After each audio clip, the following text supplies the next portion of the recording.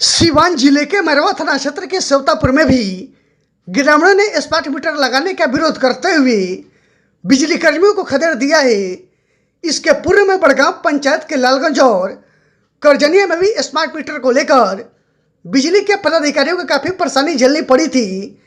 आखिरकार ग्रामीण smart meter क्यों नहीं लगा रहे हैं, यह बिजली विभाग पर बड़ा सवाल खड़ा करता है। मुख्यमंत्री की महत्वाकांक्षी योजना स्मार्ट मीटर का प्रचार प्रसार ग्रामीण स्तर तक सही से नहीं कराया गया।